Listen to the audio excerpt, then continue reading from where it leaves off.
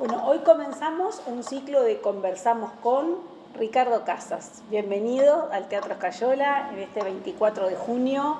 Tendríamos muchísimo para conversar, son infinitas las conversaciones que podemos tener contigo de muchos temas. Bueno, pero hoy en el Día de Gardel, quiero que nos cuentes un poquito, Ricardo, a todos los curiosos, un poco la fecha de nacimiento de Gardel, que es esto tan discutido. Y bueno, también la fecha de la gestación del teatro. Me interesa esa coincidencia o no en esas fechas, ¿no? En la vida del teatro del Coronel Escayola y lo que fue el nacimiento de Gardel. Sí, bueno, primero decir que me encanta venir al Teatro Escayola. Siempre que me invitan vengo por aquí. Vos sabés que no se sabe exactamente la fecha de nacimiento de Gardel. Si bien él declaró cuando sacó el pasaporte en 1920 que había nacido en 1887, el 11 de diciembre, en realidad los cálculos no dan, porque si María Lelia quedó embarazada con 13 años y había nacido en 1870, se supone que Gardel nació en 1884. No sabemos qué día, por eso se toma la fecha de muerte para conmemorar a Gardel, porque la fecha de nacimiento no se sabe. El teatro es posterior, porque el teatro se inaugura en 1891. O sea que Gardel ahí ya estaba en Montevideo.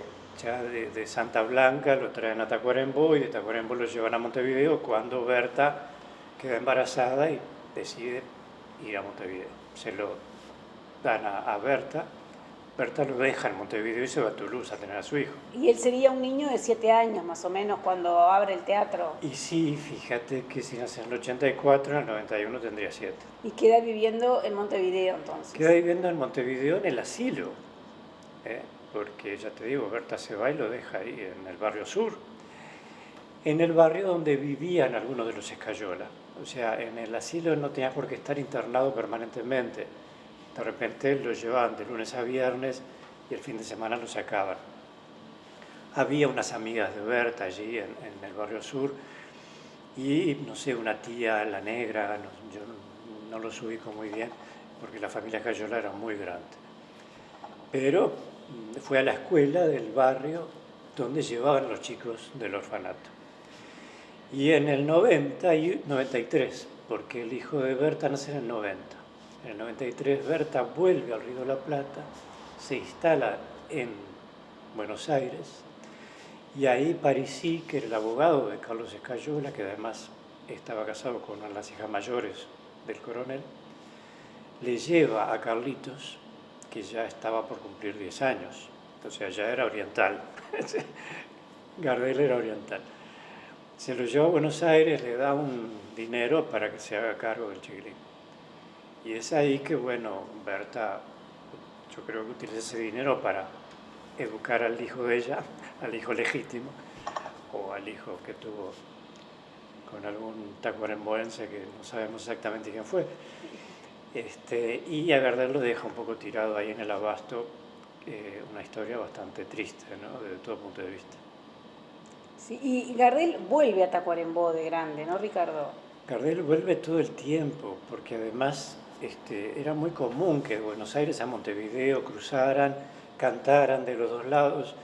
Gardel además no tenía documentación, tenía varios oficios, pero era un tipo que estaba un poco perdido en el mundo, ¿no?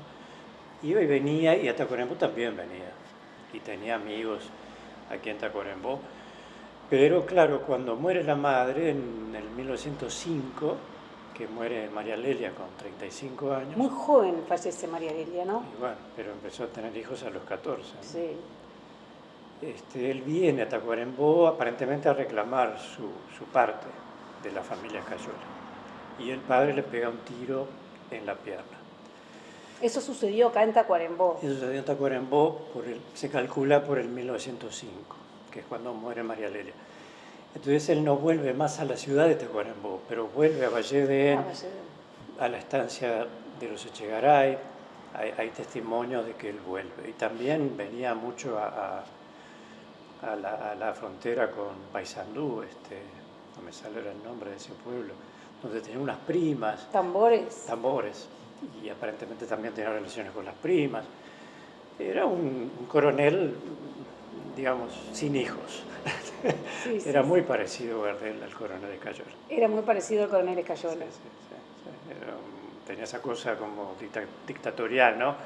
Autoritaria, digamos. ¿Ah, sí? Sí, sí, sí, sí. Sí. Y eso que se dice de que él de chiquitito, mientras vivió en Valledén, cuando la familia de Escayola iba a veranear, digamos, a la estancia, en Valledén lo traían y estaba con los empleados acá en la Villa San Fructuoso. No, yo la información que tengo es que lo trajeron de Valledén a Tacuarembó justamente para que la familia no lo viera.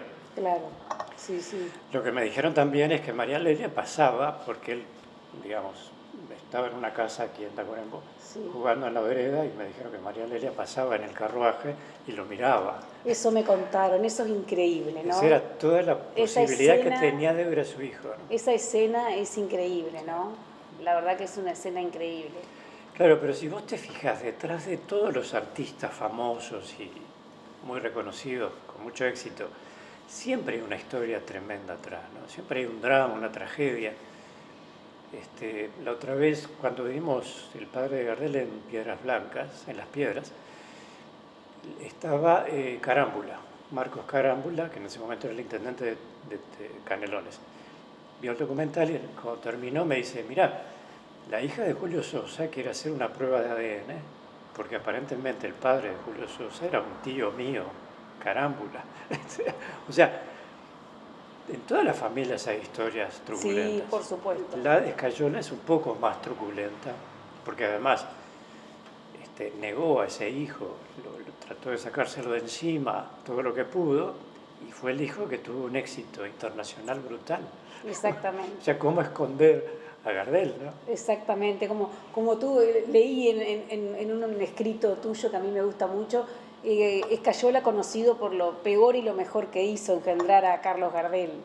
Claro, yo cuando le contaba a José Pedro Barrán, cuando yo investigaba para el documental, tuve la suerte de entrevistarme con Barrán, le contaba la historia y me dice, mire, era común en el siglo XIX los matrimonios intrafamiliares, incluso la Iglesia Católica lo fomentaba. Sí. O sea, la idea era que una chica de 13 años no apareciera con barriga, entonces la casaban a los 13 años. O sea que esto de que Escayola se casó con 3 hermanas no es raro para la época. Claro. Lo raro es que tenía relaciones con la suegra. Eso ya escapa un poco de lo habitual, digamos, o lo normal para entonces. Sí. Pero yo siempre digo que también las historias son hijas de su época, ¿no?